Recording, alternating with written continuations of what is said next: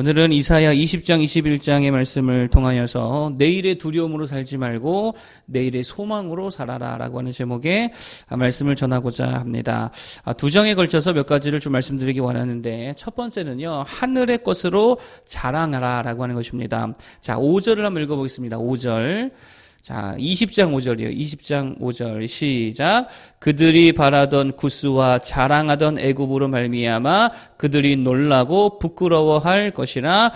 아멘. 자, 우리가 지난 며칠 동안에 살핀 대로 구스와 애굽의 멸망이 이제 가시화되었다라고 하는 거예요. 여기에 메시지가 있다 그랬죠. 그게 뭐라 그랬어요? 구스든 애굽이든 그거 의지하지 말아라 라고 하는 것이라 그랬죠. 역사적으로 보면 당시 유다가 실제로 이들과 동맹을 맺게 되어집니다. 그러니 유다의 자랑이 뭐였겠어요? 야, 우리는 누구와 동맹했다? 야, 저 애굽이랑 동맹국가야. 이게 이들이 자랑거리였다라고 하는 거예요. 그런데 그 자랑거리들도 한순간에 어떻게 되더라는 거예요? 다 사라지게 되더라라고 하는 것입니다. 그러므로 우리가 여기서 한 가지 배울 게 뭐냐? 절대로 세상 거 가지고 자랑하지 말라라고 하는 거죠. 자랑이 뭡니까? 남에게는 없고 내게는 있는 거. 이게 자랑거리잖아요. 그래서 이 땅의 소유라는 것은 결국 내 것이 있어요, 없어요? 가만히 보면 내 것이 없지요. 돈 자랑하던 사람들 가만 보면 나중에 돈 구걸하는 자로 바뀌는 거 되게 많이 봤거든요. 나는 건강하다. 나중에 막 되게 골골대더라고요. 병원에서 되게 많이 보게 되어집니다. 또 청년들에게 보면은요, 꼭 그런 친구들이 있어요. 가위바위보 하면은 나는 절대 안 져. 나는 절대 안 져. 이렇게 좀 이렇게 깐족되는 애가 있습니다. 그날 꼭 걸려요. 그게 하나님께서 역사하시는 거겠죠. 그러니까 뭐예요? 일종의 하나님의 표징을 주시는 건데 있는 거 자랑하지 말라는 거겠죠. 그거 금방 사라지고 없어지게 된다라고 하는 것입니다. 젊음, 뭐 이거 자랑할 거 됩니까? 금방 없어지잖아요, 금방. 아니라는 거죠. 새 옷, 뭐 새 신발, 새 자동차, 자랑할 만하지 않다는 것입니다. 금방 낡아지죠. 그거 전혀 자랑거리가 안 된다라고 하는 거예요. 그런데 우리에게 진짜 자랑거리가 있는 줄로 믿습니다. 그게 뭐냐면 십자가의 은혜인 줄로 믿습니다. 이거 진짜 자랑거리 아닙니까? 이거는 사라지 안 사라져요. 영원토록 사라지지 않는 영원한 것입니다. 절대로 사라지지 않는다라고 하는 거예요.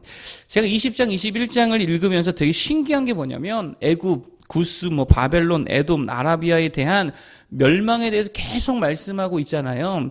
그런데 갑자기 생뚱맞게 21장 10절에 보니까 이렇게 말씀하십니다. 21장 10절. 한번 읽어보겠습니다. 21장 10절 시작. 내가 짓밟은 너여, 내가 타작함 너여, 내가 이스라엘의 하나님 만군의 여호와께 들은 대로 너희에게 전하였노라. 아멘. 내가 짓밟은 너여, 내가 타작한 너여, 내가 이스라엘의 하나님 만군의 여호와께 들은 대로 너희에게 전하였노라. 잘 보세요. 하나님이 누구의 하나님이라고 말해요? 보세요. 10절에 내가 이스라엘의 하나님 만군의 여호와께 들은 대로 이렇게 말하잖아요. 이스라엘의 하나님이라고 갑자기 이야기하는 거예요. 이 전체 구절에 중간에 딱 끼어 있다라고 하는 거예요. 무슨 말입니까? 하나님이 이스라엘 편이라는 이 사실은 절대로 변한다, 안 변한다?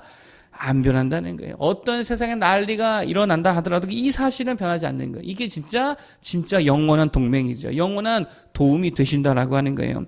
그러니 자랑을 해도 애굽 따위가 아니라 진정한 동맹은 영원한 동맹, 완벽한 동맹 대신 누구를 자랑해야 됩니까? 하나님을 자랑해야죠. 신약의 백성들 신약적으로 표현하면 예수 그리스도의 십자가의 은혜로 자랑해야 될 줄로 믿습니다.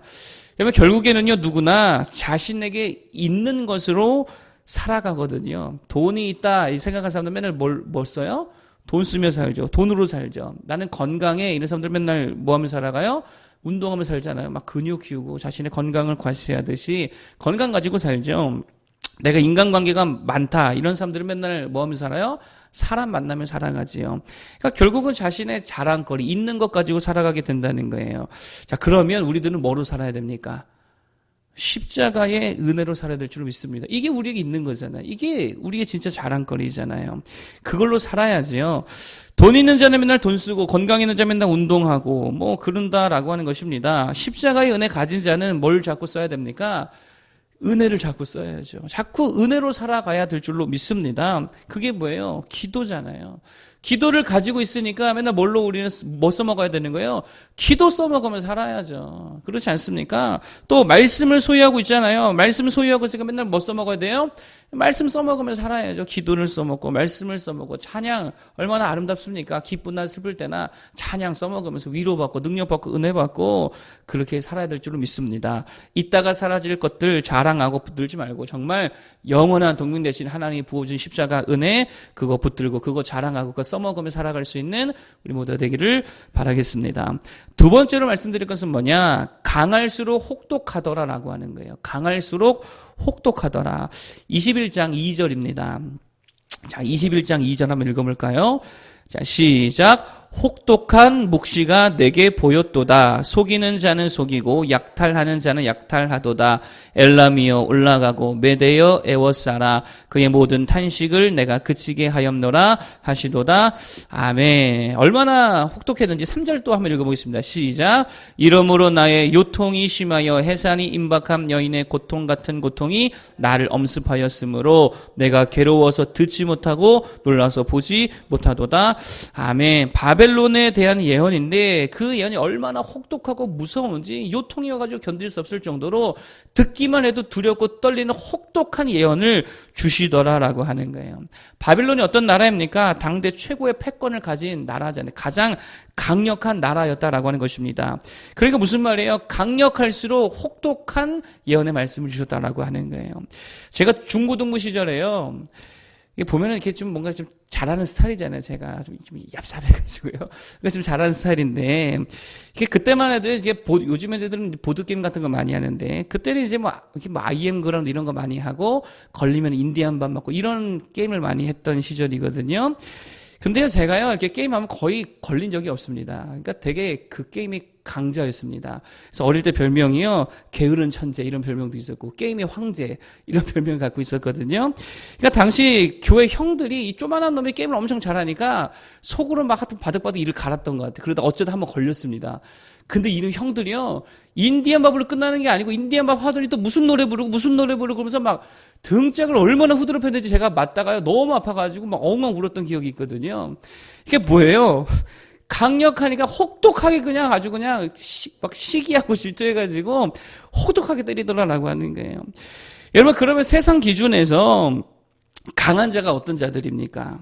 강한 자가 세상 기준에서 많이 가진 자잖아요. 재물, 권세, 기득권 많이 가진 자. 그러니까 지금도 가만 보면 많이 가진 자들이 한 번 걸리면 어떻게 돼요?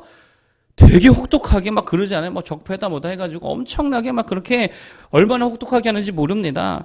하나님도 마찬가지라는 게, 하나님 앞에서도 지가 강한 줄 알고 강한 자로 사는 사람들은 하나님도 혹독하게 하시더라라고 하는 거예요.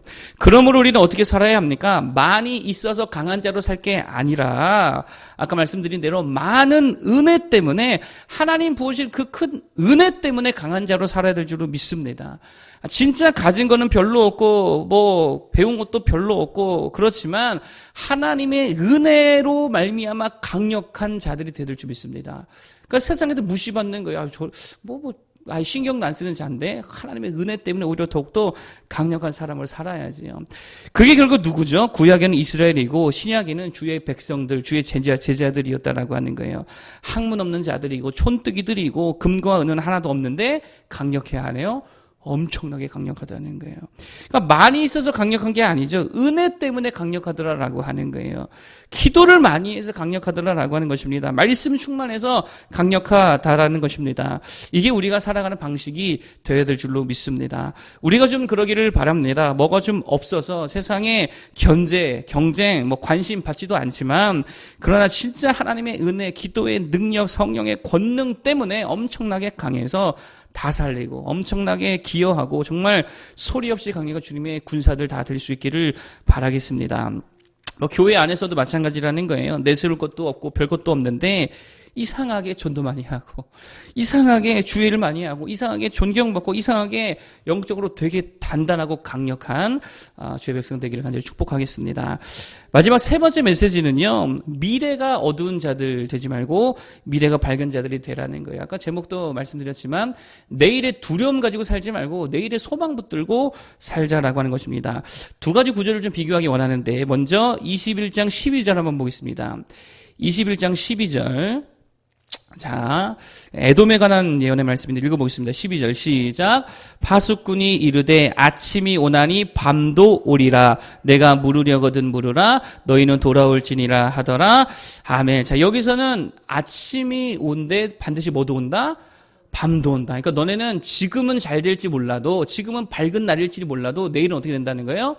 어둠이 온다는 거죠. 망할 거라는 거죠. 자, 그런데요, 비교 구절입니다. 17장 14절, 우리가 전에 읽었던 구절인데 17장 14절, 이거 이스라엘에 대한 말씀이거든요. 17장 14절 비교해서 보겠습니다. 17장 14절 시작. 보라, 저녁에 두려움을 당하고 아침이 오기 전에 그들이 없어졌나니 이는 우리를 노력한 자들의 몫이요 우리를 강탄한 자들의 보응이니라. 아멘. 저녁과 같은 어두움이 임하는데 금방 뭐가 온대요?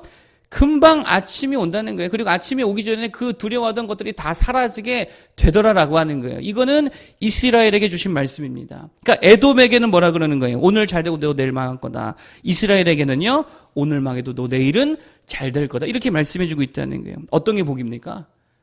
말할 것도 없죠. 이스라엘에 주신 말씀이 복이죠. 언제나 그렇듯 소망이 있는 게 복인 줄로 믿습니다. 내일의 소망을 주시잖아요. 이스라엘에게는요. 그게 복이죠. 그러면 다른 거 아닙니다. 우리들도 마찬가지라는 거예요. 주 안에 있어서 이스라엘로 살아간 자들 되기를 바랍니다. 오늘은 우리가 하나님 앞에 혹독한 고난을 받는다 하더라도 내일은 더 큰 은혜를 받고 더 큰 능력 받고 더 큰 소망이 넘치는 그러한 자들이 되어야 될 줄 믿습니다. 그러기 위해서 오늘 우리가 뭐 해야 됩니까?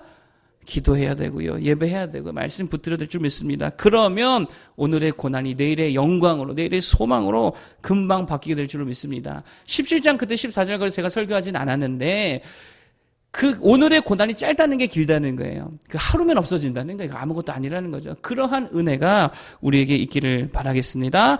올해가 인내하는 해였다라고 한다면 내년엔 정말 풍성하게 부음 받는, 기름 부음 받는 한 해 되기를 간절히 바라겠습니다. 기도하겠습니다.